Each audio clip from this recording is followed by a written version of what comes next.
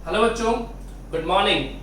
हम पढ़ रहे हैं BCom second year income tax और आज एक नई शुरुआत हम करने वाले हैं इनकम टैक्स में सबसे बड़ा चैप्टर सैलरीज और सबसे इंपॉर्टेंट भी है। सैलरीज एक बहुत बड़ा चैप्टर है और एक लेंथी चैप्टर के साथ में डिटेल में पढ़ेंगे पूरा। आइए देखते हैं क्या कहना चाहते हैं। सबसे पहले हल्का सा बेसिक्स बात कर लेते हैं हम। हमारे पास एक है प्रीवियस ईयर 2019-20 2019-20। ये बच्चों कमाने का साल है, यानी जितना आप अर्न कर सकते हैं कर लीजिए, लगा दीजिए अपना पूरा जोर। इनकम टैक्स डिपार्टमेंट को कोई दिक्कत नहीं है। लेकिन असेसमेंट ईयर यानी अगले साल 2020-21 में जितना भी आपने 19-20 में कमाया उस कमाई की करना कैलकुलेशन, कंप्यूटेशन और उसको कर देना टैक्सेबल, यानी टैक्स लग जाएगा। ये टैक्स पे करने का साल है। तो इनकम टैक्स डिपार्टमेंट इसको तो बोलता है प्रीवियस ईयर। प्रीवियस ईयर में कमाओ जितना कमा लो गत वर्ष। और असेसमेंट ईयर कर निर्धारण वर्ष आपको देना होगा इसमें टैक्स, यानी ये टैक्स देने का साल है। जितना आप कमाए हैं पिछले साल में उस पर टैक्स की कैलकुलेशन करें और टैक्स की कैलकुलेशन करके उस पर टैक्स पे कर दें। तो असेसमेंट करना है और असेसमेंट करने वाले ईयर को असेसमेंट ईयर बोलते हैं। अभी क्या चल रहा है 19-20 या 20-21? कौन सा सेशन चल रहा है? 20-21। हमें 2021 के अंदर असेसमेंट करना है एक पर्सन की इनकम का, अपनी इनकम का नहीं, कभी एक पर्सन की इनकम का। हम कौन है? अकाउंटेंट। हम कौन है? अकाउंटेंट। आगे चार्टेड लगाना चाहो लगा लो। हम कौन है? अकाउंटेंट, जो कि पर्सन की इनकम की कैलकुलेशन कर रहे हैं, असेसमेंट कर रहे हैं 2020-21 में, जो कि उसने कब कमाई थी? 19-20 में। क्या आपको मेरी बात समझ में आ रही है? जी। अब एक पर्सन कहां से पैसे कमा सकता है? एक पर्सन कमाने के लिए पहला सोर्स सैलरी से पैसे कमा सकता है, या तो गवर्नमेंट जॉब होगी या प्राइवेट जॉब होगी, वहां से इनकम आएगी सैलरी की, जिसे बोलेंगे वेतन। और कहां से कमा सकता है? बोले इनकम फ्रॉम हाउस प्रॉपर्टी। उसके 2-4 मकान होंगे, उनका किराया आएगा, किराए की इनकम पे क्या लगेगा? टैक्स लगेगा, इनकम पे टैक्स लगेगा। उसका बिजनेस एंड कोई प्रोफेशन हो सकता है, कोई दुकान, ऑफिस, फैक्ट्री, गोडाउन, शोरूम, थड़ी, ठेला, कुछ भी हो सकता है सब। तो बिजनेस या प्रोफेशन भी हो सकता है। उसको कैपिटल गेन की इनकम हो सकती है, असेट्स बेच दे, कोई सा मकान बेच दिया, ज्वेलरी बेच दी, शेयर्स बेच दिया, उससे भी पैसा आ सकता है। या फिर इनकम फ्रॉम अदर सोर्सेज, कोई इंटरेस्ट की इनकम आ गई, डिविडेंड आ गया, गिफ्ट आ गए, अदर सोर्सेज की इनकम हो सकती है। इनकम टैक्स डिपार्टमेंट कहता है इन सबको जोड़ दो और जोड़ कर क्या तुम्हारी इनकम आएगी, उस इनकम पे क्या दे दो? टैक्स पे कर दीजिए। क्या ये बात समझ में आ रही है क्या? जी ठीक है। अब ध्यान से सुनिए, ये जो सैलरी की इनकम है, हम इसके ऊपर पूरा एक चैप्टर पढ़ने जा रहे हैं। अगर आप अपने सीनियर्स से या किसी बड़े से या पुराने लोगों से पूछोगे या कॉलेज वाले से पूछोगे तो सैलरी पढ़ने में कितना टाइम लगता है, सब बोलेंगे साहब 1 महीना सैलरी पढ़ने में लगता है। तो हम भी बिल्कुल डिटेल में पढ़ेंगे पूरा सैलरी का चैप्टर, आराम से हौले हौले। बच्चों मैं बोलना चाहूंगा कि सैलरी पढ़ने के लिए आपके पास कंसंट्रेशन ऑफ माइंड बहुत ज्यादा रखना पड़ेगा, क्योंकि पढ़ना एक अलग चीज है। आप मुझे सुन रहे हैं, लिख रहे हैं, एक अलग मैटर है। इसको घर जाके रिकॉल करना, यानी अभी तो घर पे ही हो ऑनलाइन क्लासेस में, तो इसको रिकॉल करना, ना केवल रिकॉल करना, उसे लर्न भी करना है और लर्न रखना भी है। I repeat, understanding, writing, recalling और लर्न करना और लर्न रखना लंबे टाइम तक। उसके बाद उन प्रोविजंस को याद रखने के बाद उन प्रोविजंस को क्वेश्चन में अप्लाई करना एक अलग ही टास्क होता है। यानी अगर मैं कहूं मेरे को सैलरी के प्रोविजंस मतलब रूल्स है ना, सारे याद हो गए, तो मैं क्या क्वेश्चन कर सकता हूं? जी नहीं, मैं एक भी क्वेश्चन हाथ भी नहीं लगा सकता, क्योंकि क्वेश्चन करने के लिए अलग प्रैक्टिस चाहिए। सर क्वेश्चन करने के लिए अलग प्रैक्टिस चाहिए, प्रोविजन का याद करो। अरे प्रोविजन भी चाहिए भाई, प्रोविजन भी चाहिए और उसके अलावा अलग प्रैक्टिस भी चाहिए। तो ये बहुत बड़ी कहानी है, डिटेल पढ़ेंगे। सर आप पढ़ा रहे हो, डरा रहे हो? जी पढ़ा रहा हूँ, लेकिन पढ़ाने से पहले डराना जरूरी है, क्योंकि मुझे कितना कंसंट्रेशन चाहिए मैं उतनी रिक्वायरमेंट मांग रहा हूँ। चलिए बात करते हैं। कई बच्चों के मन में कई तरह के कंफ्यूजन्स हैं। पहला कंफ्यूजन सबसे बड़ा कि गवर्नमेंट एम्प्लॉय पे तो टैक्स लगता ही नहीं है, वो तो सरकारी जमाई है साहब, दामाद, उस पर टैक्स नहीं लगता। Absolutely wrong. हाँ मैं मानता हूँ गवर्नमेंट एम्प्लॉय को टैक्स में कई प्रकार की छूट मिल जाती है, यानी इनकम टैक्स उसको कम चुकाना पड़ता है, लेकिन साहब चुकाना तो पड़ता है। तो जब हम बात करेंगे सैलरीज की तो सैलरी में सारी सैलरीज आ जाएंगी। ठीक है, चैप्टर स्टार्ट करने से पहले कुछ बातें बोलना चाहूंगा। सबसे पहले एक टर्म है एम्प्लॉयर और एक टर्म है एम्प्लॉई। हिंदी में नियोक्ता और कर्मचारी, ये नियोक्ता और ये कर्मचारी, ये एम्प्लॉयर और एम्प्लॉई है। ये सेठ जी होते हैं और ये रामू होता है। सीधी सीधी सी बात है, दोनों के बीच में एक कॉन्ट्रैक्ट होगा, दोनों के बीच में कॉन्ट्रैक्ट होगा कि आप काम करना और काम करने के बदले में आपको मिलेगा पैसा। तो प्लीज सैलरी चैप्टर में सबसे पहली इंपॉर्टेंस बात है एम्प्लॉयर एम्प्लॉई रिलेशनशिप होना जरूरी है, पैसा लेने वाले और देने वाले के बीच में। अभी अगर मैं बात करूं अपन दोनों के बीच में, आपके और मेरे बीच में, आप मुझे पैसा दे रहे हो, बिल्कुल, मैं पैसा ले रहा हूं, बिल्कुल, क्या मैं आपका एम्प्लॉई हूं? क्या, जरा सोचिएगा, क्या मैं आपका एम्प्लॉई हूं? क्या एक जरा पैसा दे रहा है, एक जरा पैसा ले रहा है जी, एम्प्लॉयर पैसा दे रहा है, एम्प्लॉय पैसा ले रहा है। यहाँ पर एम्प्लॉई है, लेकिन क्या मैं आपका एम्प्लॉई हूं? जी नहीं, मैं आपका एम्प्लॉई नहीं। कारण मैं आपके कॉन्ट्रैक्ट से, मैं कॉन्ट्रैक्ट फॉर सर्विस करा हुआ है, मैंने कॉन्ट्रैक्ट फॉर सर्विस मतलब मैं अपनी सेवाएं देना चाहता हूं, मैंने रखा है। लेकिन दोनों में डिफरेंस होता है, एक तो मैं रखूं कि साहब मैं ये पढ़ाऊंगा, ये कोर्स कराऊंगा, ये रिवीजन कराऊंगा और इतने पैसे दूंगा, और एक दूसरा हो, आप आओ मेरे पास, आपको हम नौकरी में रख रहे हैं, आपको ये कोर्स कराना पड़ेगा, आपको ये कराना पड़ेगा, आपको ये कराना पड़ेगा। दोनों में बहुत डिफरेंस है। अगर मैं किसी स्कूल में पढ़ाने जाता हूँ तो मैं वहां पे एम्प्लॉय बन जाऊंगा, लेकिन कोचिंग में पढ़ाता हूँ तो मैं एम्प्लॉय नहीं हूँ, क्योंकि मेरे ऊपर कोई सेठ जी है ही नहीं। तो सर इसमें फर्क क्या पड़ता है? कंट्रोल, एक वर्ड यूज में लिया, कंट्रोल। क्या यहां पर एम्प्लॉयर अपने एम्प्लॉय को कंट्रोल करता है? जी हाँ। डिसीजन देता है? जी हाँ। ऑर्डर देता है? जी हाँ। फॉलो करवाता है? जी हाँ।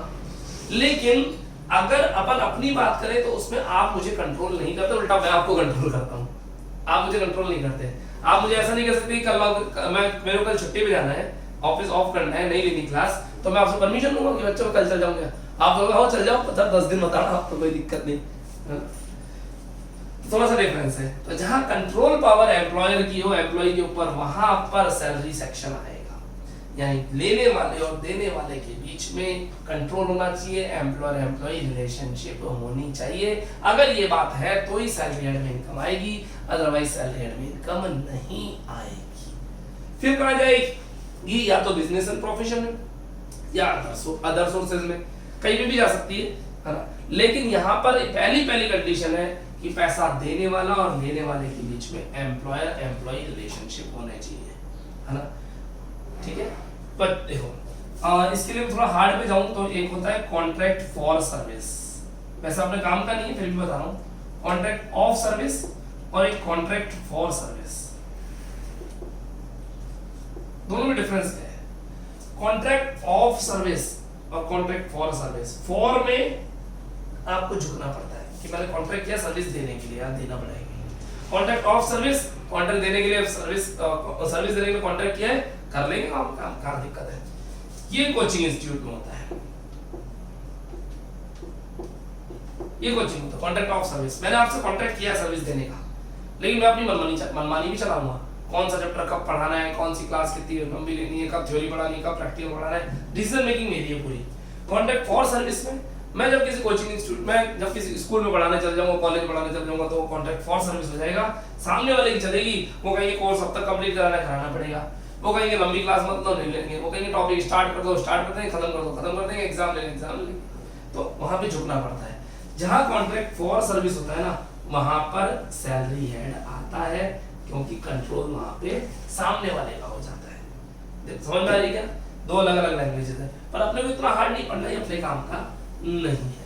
तो बात करना चाहूं, सैलरी हेड में इनकम आने के लिए 2 पर्सन होना जरूरी है, एक एम्प्लॉयर एक एम्प्लॉई, दोनों की जो कंट्रोल पावर होनी चाहिए, एक जना दूसरे को कंट्रोल करेगा। सर आप इतनी बात क्यों बता रहे हो, इसका कोई फर्क पड़ता है क्या? पड़ता है बच्चों। मैं अपनी इनकम सैलरी हेड में दिखा दूं, जो कि मैं आप लोगों से ले रहा हूं, गलत हो जाएगा ना। तो इनकम टैक्स डिपार्टमेंट रोकेगा तो सही, कैसे रोकेगा? इनकम टैक्स डिपार्टमेंट बोलेगा ये कॉन्ट्रैक्ट तुम्हारे और तुम्हारे स्टूडेंट के बीच में कॉन्ट्रैक्ट ऑफ सर्विस है, कॉन्ट्रैक्ट फॉर सर्विस नहीं है। आपको बच्चे कंट्रोल नहीं करते, आपके बच्चे एम्प्लॉयर नहीं है। अजी साहब क्या पैसे देने वाला एम्प्लॉयर है क्या? सीधी बात कर लो। अगर पैसे देने वाला आपका एम्प्लॉयर है तो आप सैलरी लेने में आओगे, वरना आप सैलरी लेने में नहीं आओगे। सिंपल सी बात, ठीक है। चलिए चैप्टर की शुरुआत करते हैं, कुछ लिखना शुरू करते हैं। हेडिंग डालिएगा सैलरीज, बड़े बड़े अक्षरों में बोल्ड करके, थोड़ी ज्यादा साइज में, और लिखते हैं।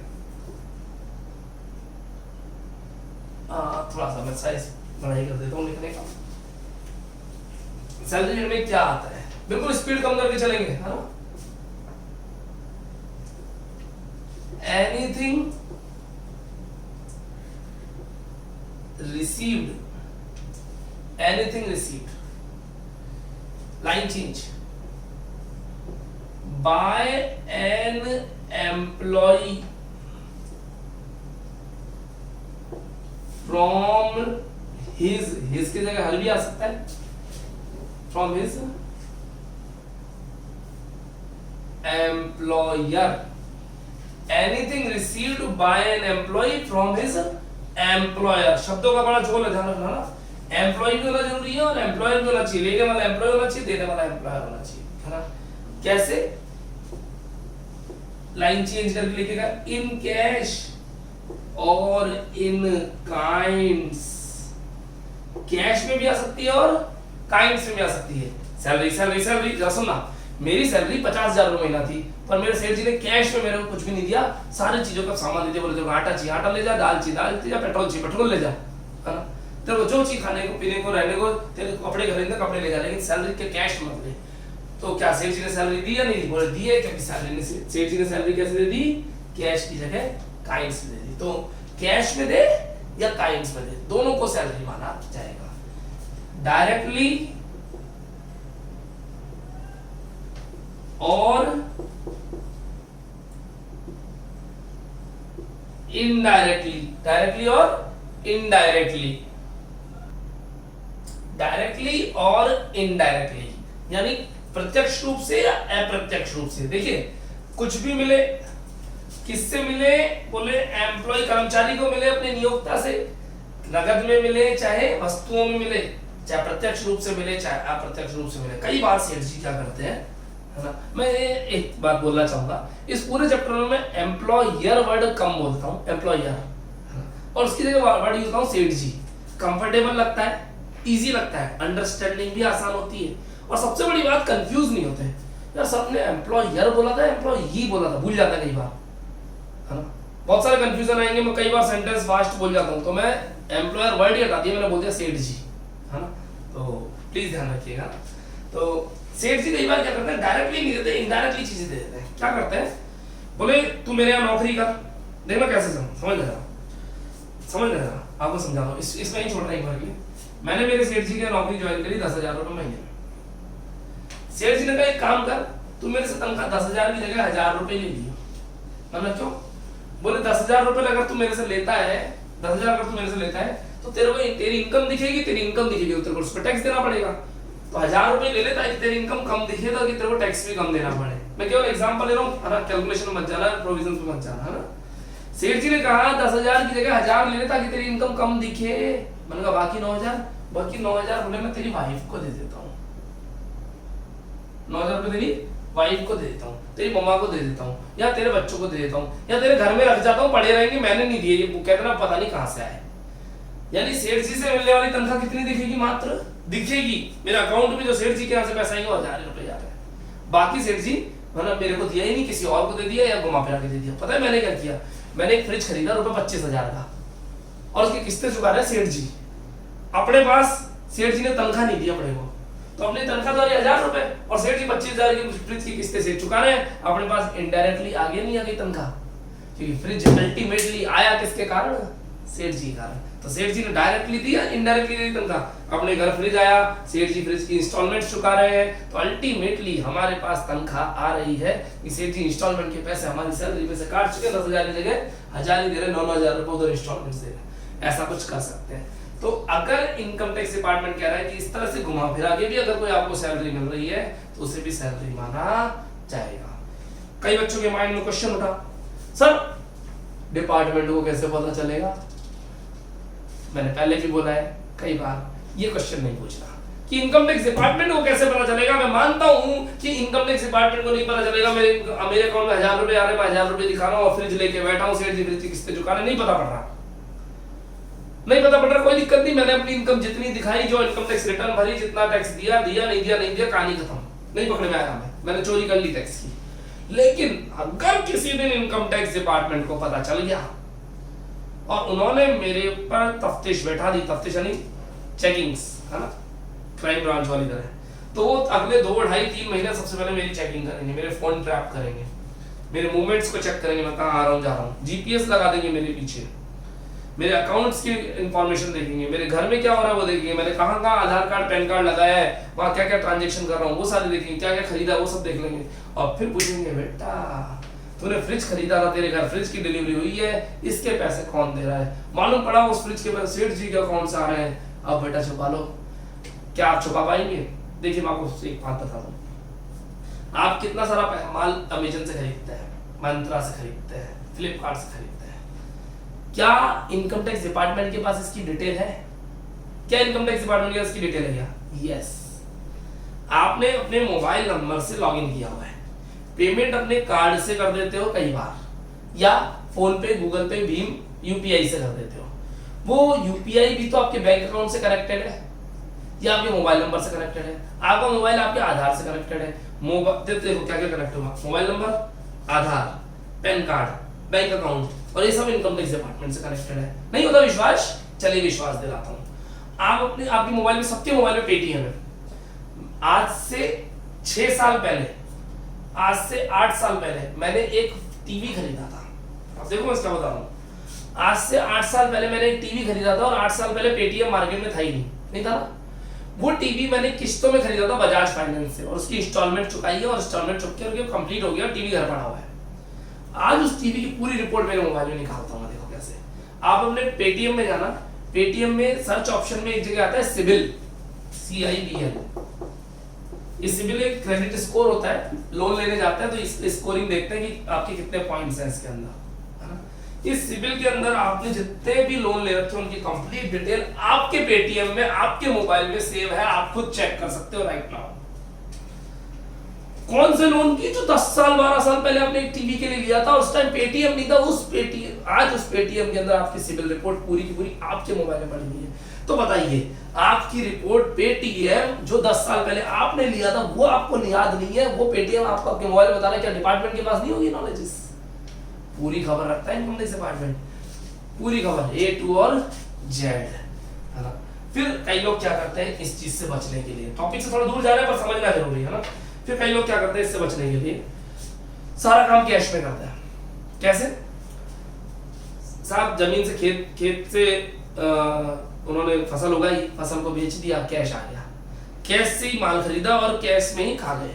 कहीं पे भी कोई PAN card, Aadhaar card, bank transaction, UPI transaction कुछ नहीं करा, है ना, खा गए, रख लिया, खत्म हो गए, खा गए ना, कोई दिक्कत नहीं। मैं सीधी सी बात बोलता हूँ ना, मैंने अपना ये मेरे पास एक मोबाइल था, आपका मोबाइल 10,000 में लिया, 15,000 में इसको बेच दिया, 5,000 रुपए जो आए, 5,000 की आज शाम को पार्टी करके आ गया, कोई पैन कार्ड, यूपीआई, आधार कार्ड कहीं नहीं लगा, 5,000 अपन तो जीम गए, कोई दिक्कत नहीं।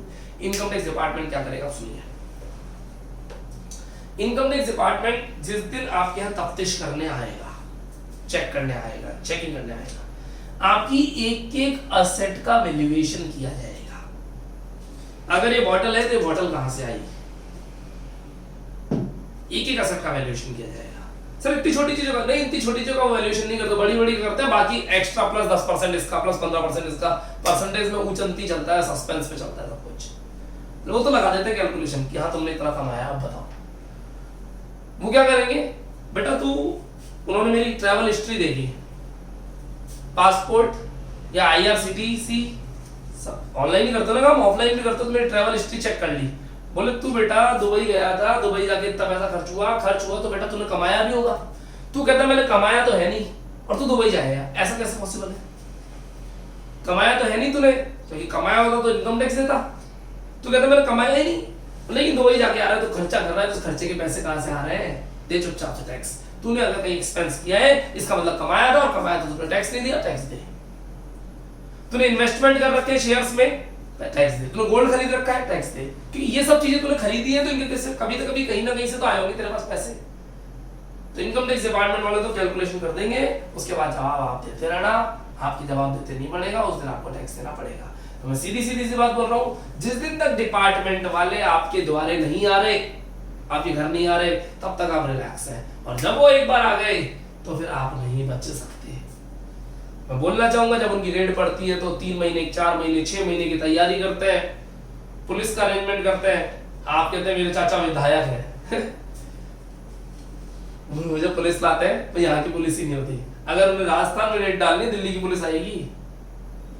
अभी कुछ दिन पहले नहीं हुआ, जब वो सचिन पायलट वाला मैटर चल रहा था, तब सेम डे आई कि साहब अशोक गहलोत जी के करीबियों के ऊपर इनकम टैक्स और ईडी के छापे पड़ गए। और पुलिस कहां से आई है? सारी सेंटर से आई है, दिल्ली से।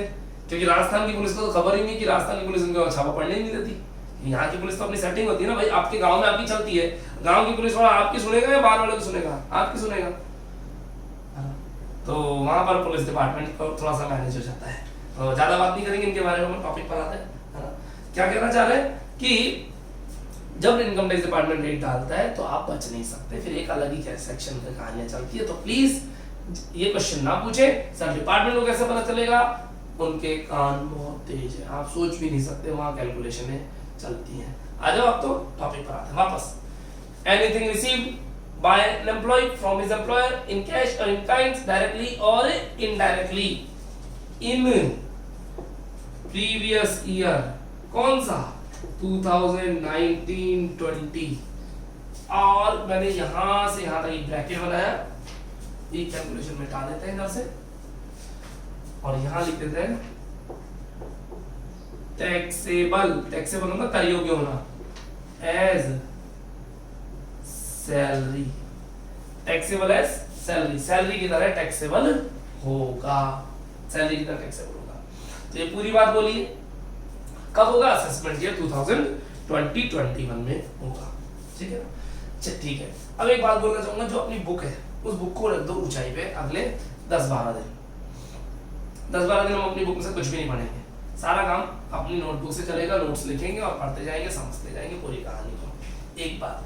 दूसरी बात, अपनी बुक में इस चैप्टर का नाम लिखा हुआ है इनकम फ्रॉम सैलरी। मैं एक बार चेक भी कर लेता हूँ, मैं कहीं गलत तो नहीं, क्योंकि मेरे को पिछले साल का याद है।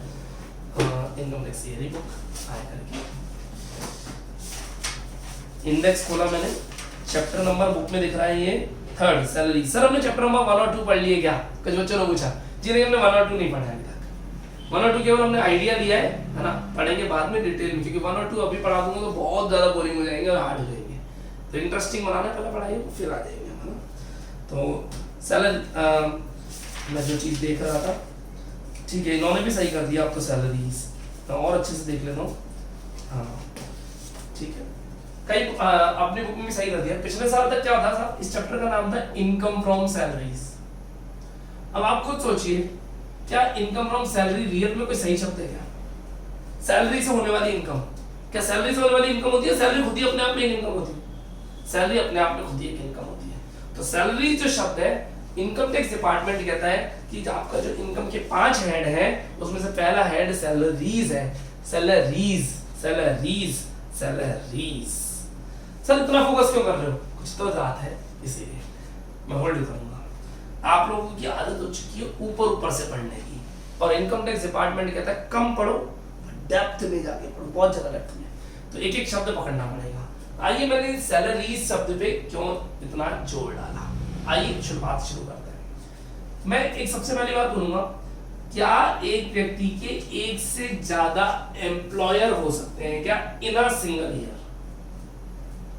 सोचिए कि जब तक आपका दिमाग काम नहीं करेगा, जब कॉन्सेप्ट नहीं समझ सकते आप डिटेल के अंदर, प्रैक्टिकल जाना है ना, थ्योरी में नहीं बात करनी। क्या एक व्यक्ति के एक साल में एक से ज्यादा एम्प्लॉयर हो सकते हैं क्या? सेठ जी हो सकते हैं क्या? जी हाँ। एग्जाम्पल, आपका माइंड जिनका माइंड हाँ बोल रहा था, रुकिए, डोंट बी ओवर कॉन्फिडेंट, क्योंकि आपने आधा ही सोचा, आधा मैं बता देता हूँ। पहले तो कैसा हो सकता है साहब, मैंने 6 महीने कहीं जॉब करी, 4 महीने कहीं जॉब करी, 2 महीने कहीं जॉब करी, तो एक साल में मेरे 3 एम्प्लॉय हो गए। पहले मैं एक साड़ी के शोरूम में काम करता था, फिर मैं एक ऑल्ट्रेशन की फैक्ट्री में काम करने लग गया, उसके बाद में एक हॉस्पिटल में काम करने लग गया। तो एक साल में मैंने तीन जगह सैलरी उठाई है, तीनों का टोटल होकर के मेरी इनकम कैलकुलेट करी जाएगी। जब सैलरी हेड की कैलकुलेशन हो रही होगी तो फ्रॉम साड़ी का शोरूम, फ्रॉम फैक्ट्री और फ्रॉम हॉस्पिटल, तीनों का टोटल कर लिया जाएगा। तो क्या एक व्यक्ति एक से ज्यादा एम्प्लॉयर हो सकते हैं? जी हाँ।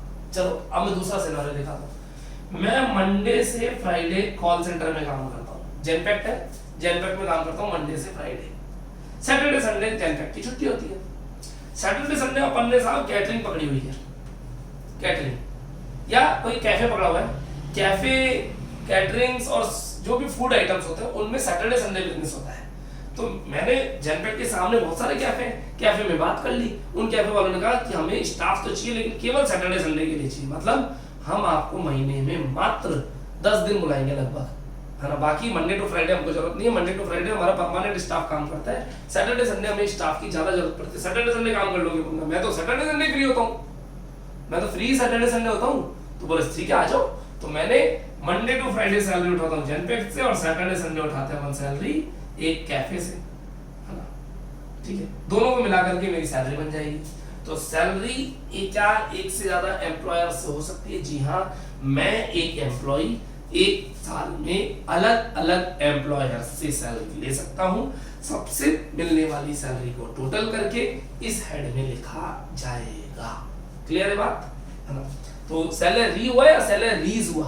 प्लूरल या सिंगुलर सेंस? प्लूरल सेंस, इसलिए बोलते हैं सैलरीज, है ना। ठीक है, अब सैलरी में आता क्या क्या है? उम्मीद करता हूं ये मैटर आपने लिख लिया होगा वहां तक का। ठीक है, ये तो नहीं लिखना, साइड में बताओ सैलरी में आता क्या क्या है। आप लोग क्या समझते हैं? आपके पापा जी को जो मान लीजिए आपके पापा जी जॉब करते हैं या भैया जॉब करते हैं या घर में कोई जॉब करता है, गवर्नमेंट प्राइवेट डजंट मैटर, है ना। ठीक है, गवर्नमेंट प्राइवेट डजंट मैटर, कोई फर्क नहीं पड़ता उस चीज से। हम बताने जा रहे हैं सैलरी में क्या क्या आता है। आपके पापा जी या आपके भैया जहां जॉब करते हैं, आप सोचते हो अगर उनको वहां से 15,000 20,000 30,000 40,000 50,000 कुछ मिलता है तो वो सैलरी है? जी नहीं, आपको अधूरा ज्ञान है, ज्ञान का अभाव है। उनको जो सैलरी मिलती है वो सैलरी नहीं है, वो सैलरी नहीं है। वो आपको जो दिख रही है इनकम टैक्स डिपार्टमेंट कहता है वो तो बहुत कम है, उसके अलावा भी बहुत कुछ नहीं मिलता है। आप सुनिएगा, क्या पहली बात बताऊं, इनकम टैक्स डिपार्टमेंट हमारा दोस्त है दुश्मन? दुश्मन, दोस्त मत मानना। अगर आपने दोस्त मान लिया तो आप इनकम टैक्स डिपार्टमेंट को भर भर के टैक्स दे दोगे। भर भर के? जी हाँ, भर भर के टैक्स दे दोगे। तो इनकम टैक्स डिपार्टमेंट दुश्मन न मानना है, क्योंकि इनकम टैक्स डिपार्टमेंट चाहता है आपकी इनकम ज्यादा से ज्यादा दिखे। कंसेप्ट समझिएगा, पूरी बुक में काम आएगा। डिपार्टमेंट चाहता है आपकी इनकम ज्यादा से ज्यादा दिखे, और इनकम ज्यादा दिखेगी तो टैक्स भी ज्यादा लगेगा, टैक्स की कैलकुलेशन ज्यादा होगी तो ज्यादा देना पड़ेगा। हम क्या चाहते हैं? हम अकाउंटेंट और एम्प्लॉय और एसएससी क्या चाहता है? हम चाहते हैं हमारी इनकम कमाए तो खूब, हमारी 5 उंगलियां घी में होनी चाहिए, लेकिन दिखाएं कम से कम, ताकि टैक्स भी कम से कम देना पड़े। क्लियर है बात? ठीक है। तो इनकम टैक्स डिपार्टमेंट क्या कहता है कि सैलरी में क्या क्या इंक्लूड होगा? तो सैलरी इंक्लूड्स, वेतन में क्या क्या आता है? नंबरिंग मत करना, एरो लगा देते हैं, ज्यादा बढ़िया है। सबसे पहली चीज बेसिक पे, बेसिक पे दैट इज मूल वेतन। मूल वेतन जब जॉब ज्वाइन करते हैं तो सेठ जी एक तनख्वाह बताते हैं, दैट इज बेसिक पे। वो तो आपको मिलेगी ही मिलेगी, है ना। तो वो तो आपकी तनख्वाह होगी। जो आप सैलरी जानते हो वही बेसिक पे जानते हो। मतलब रियल में होती क्या है? बेसिक पे, लेकिन आप उसको क्या बोलते हो? सैलरी मिली है। सैलरी में तो बहुत कुछ आता है। सैलरी बड़ी है, बेसिक पे छोटी सी है। आप बेसिक पे को सैलरी बोलते हो, इनकम टैक्स डिपार्टमेंट बोलता है नहीं नहीं भाई ये नहीं है, इतना और भी कुछ है। आइए देखते हैं क्या क्या। बेसिक पे के साथ साथ आपको कई बार मिलता है कई तरह के बोनस, कमीशन, ब्रोकरेजेस, या साथ में इनको आप मिलाकर कह दो इंसेंटिव्स। अगर आपके सेठ जी आपको कोई bonus, commission, brokerage, incentives, whatever called, कुछ भी नाम से पुकारे, डजंट मैटर, तनख्वाह के अलावा अगर कोई पैसा आपको मिल रहा है तो उसे भी सैलरी का पार्ट माना जाएगा। सर बोनस तो दिवाली पे मिलता है। अरे दिवाली पे नहीं, सेठ जी अपने बर्थडे पे भी दे सकते हैं, बिना ओकेजन के भी दे सकते हैं। वो श्राद्ध में दे दे कि तेरे पिताजी का श्राद्ध है, श्राद्ध कर ले, 1000 रुपए एक्स्ट्रा ले जा, तो 1000 रुपए आपकी सैलरी माना जाएगा। कमीशन दे दे, कोई ब्रोकरेज दे दे, या बिजनेस बढ़ाने में इंसेंटिव्स दे दे, वो भी सैलरी का हिस्सा है। नेक्स्ट, मिलने वाले डिफरेंट टाइप के अलावेंसेस। क्या बोला मैंने? अलावेंसेस। हिंदी में बच्चे इसको भत्ते बोलते हैं, भत्ते। ये मूल वेतन था बेसिक में, है ना। भत्ते मैंने लिखा है क्योंकि आपको दिक्कत आती है बात। अलाउंसेस, अलाउंसेस की खासियत ये केवल और केवल कैश में ही हो सकता है, काइंड्स में नहीं हो सकते। सर होते क्या है अलाउंसेस? मैं ऑफिस से घर जाता हूं, घर से ऑफिस जाता हूं, उसके लिए सेठ जी ने मेरे को कुछ पैसे दिए, बोले बस का किराया ले ले।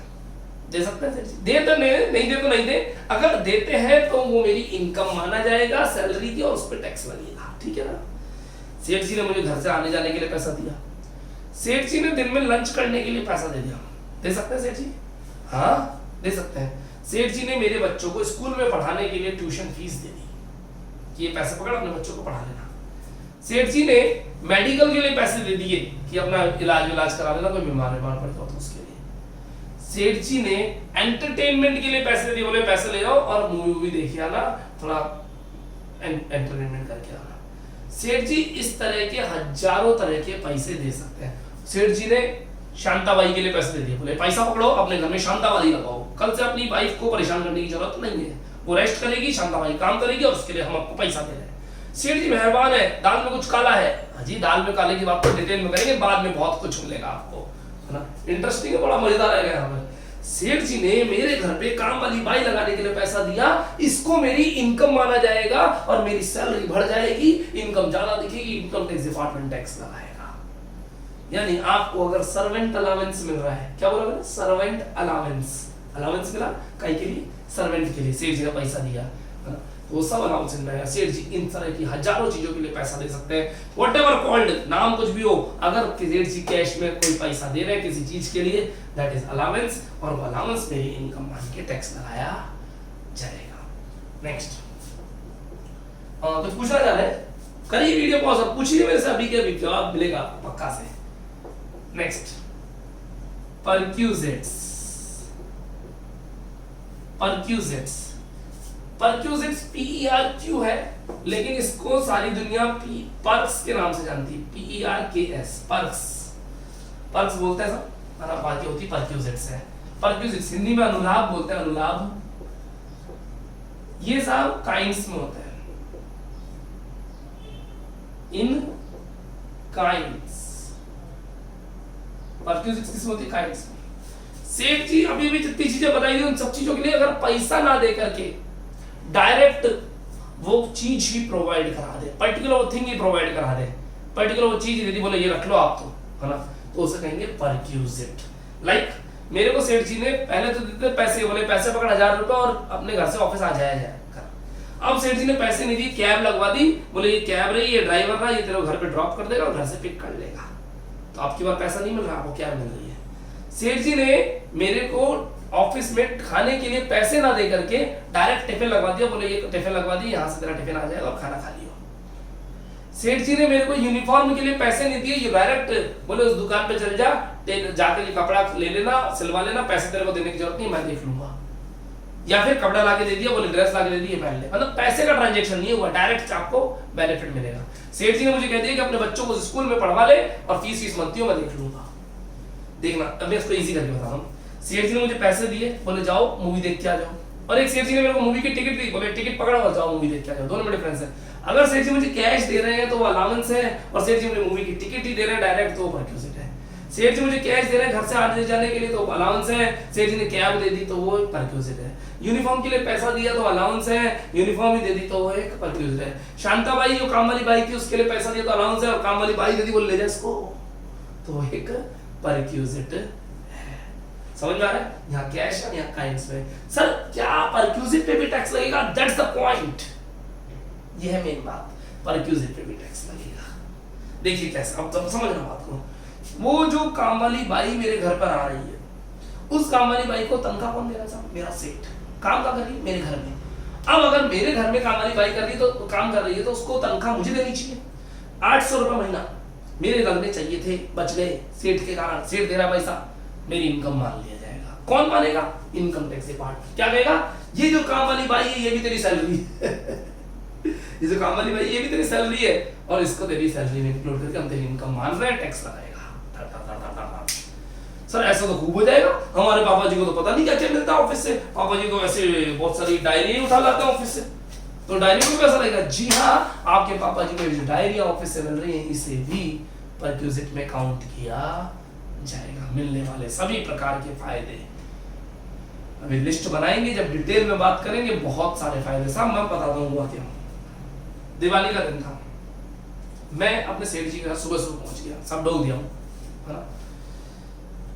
प्लीज आप लोग इसको अदरवाइज मत लीजिएगा, या ऑनलाइन क्लासेस में मैं स्पेसिफिकली नहीं कर रहा, क्लासेस में भी हम ऐसे ही पढ़ाते हैं इसको सेम बिल्कुल है ना, बल्कि और अच्छा चलता है, मजेदार, क्योंकि सामने से क्वेश्चंस भी आते हैं। अभी तो आपके क्वेश्चंस नहीं आते सामने से, ठीक है। मैं दिवाली का दिन था, सुबह सुबह सेठ जी के चला गया कि लोग दे आता हूँ। सेठ जी के पहुंचा, सेठ जी बोले कि बैठ, बैठा है ना, कुछ खाने को भी मिलेगा, शायद वो मिठाई का डब्बा, बर्तन, कपड़े भी दे दे सेठ जी, एम्प्लॉइज को देते हैं ना। सेठ जी ने शाम को ऑफिस आ जाना, शाम को मिलेगा वो तो सब कुछ मिलेगा, ठीक है, मतलब कुछ खिला पिला दो। सेठ जी ने ड्राई फ्रूट थोड़े से आगे किया अपन अपनी जेब में, अपन तो अपना काम बनाए। सेठ जी बोले देख ये नया फ्रिज खरीदा हमने, देख कैसा लग रहा है। मैंने कहा सेठ जी फ्रिज तो अच्छा बढ़िया। मैंने कहा एक बात बताओ, वो पुराना वाला फ्रिज कहाँ गया? अपनी नजर अपने काम पे। मैंने कहा पुराना वाला फ्रिज कहाँ गया? बोले पड़ा है अंदर, तेरी मर्जी तो तू ले जाना, वो तो कोई काम का हमारे तो है नहीं, फालतू पड़ा है, ये नया नया आ गया। मैंने अपना काम बनता, अपन तो सब डायरेक्टली बात करेंगे कि अपना फ्रिज अपने को मिल जाए, ठीक है ना। तो अपन ने सब उस फ्रिज पे नजर रखी। मैंने कहा सेठ जी वो आपको पुराना वाला फ्रिज तो मुझे दे देना, बोले ले जा फालतू, मेरे क्या काम का है, ले जा। अपन खुश, अपने को तो दिवाली बन गई अपनी। तो मैं फटाफट भाग के गया और एक रिक्शा ट्रॉली लेकर आया। मैंने कहा सेठ जी इस फ्रिज को अपन अभी के अभी अपलोड करते हैं और घर जाके डाउनलोड कर लेंगे अपने घर पे। सेठ जी ने कहा इधर इधर इधर, मैं बोलो 3000 रुपए रख। मैंने कई बात के, मैंने किस बात के? सेठ जी की लैंग्वेज में बोला, मैंने कई बात के? बोले ये फ्रिज है ना, इसकी आज बाजार में खरीदने जाएगा तो सेकंड हैंड फ्रिज भी तेरे 8000 रुपए का आएगा। कितने का आएगा? 8000 का। 3000 रुपए रख, तेरे को 3000 में दे रहा हूँ। सेठ जी ने मेरे से 3000 रख लिया। अपन ने भी सोचा यार 8 का फ्रिज 3 में मिल रहा है, चल 3 ही दे दे। अपन फ्री में सोच रहे थे, कोई बात नहीं, तो 3000 अपन ने सेठ जी को दे दिए। अपनी इनकम कितनी हो गई? अपने फायदा हो गया कितने का? 5000 का। इनकम टैक्स डिपार्टमेंट इस 5000 को मेरी इनकम मानेगा परक्विजिट्स में। इनकम टैक्स डिपार्टमेंट इसको 5000 को अपनी इनकम मानेगा, बोले 5000 रुपए तूने कमा लिए, दे टैक्स इस पे भी। अब देखो इस तरह से टैक्स, ऐसे हजारों जगह टैक्स लगता है। ये लिस्ट बड़ी काफी लंबी है, इसके अंदर ग्रेच्युटी आएगी, लीव एनकैशमेंट आएगा, पेंशंस आएंगी, अदर बेनिफिट्स आएंगे, बहुत सारी लिस्ट है। तो इस लिस्ट के बारे में कल डिटेल में डिस्कस करेंगे। आज इस क्लास को यहीं रोकते हैं। जो लोग पढ़ रहे हैं उनके लिए बहुत बहुत थैंक यू। इस एप्लीकेशन पर आपको अगर कोई दिक्कत आ रही है तो मुझे जरूर बताएं। मेरा फोन नंबर 77749 कॉलिंग और व्हाट्सएप दोनों के लिए, और 77105 केवल कॉलिंग के लिए। जरूर कांटेक्ट करें अगर कोई दिक्कत आ रही तो। थैंक यू स्टूडेंट्स, आज के लिए इतना ही, कल फिर मिलेंगे सेम क्लास में। आज के लिए इतना ही, बाय बाय।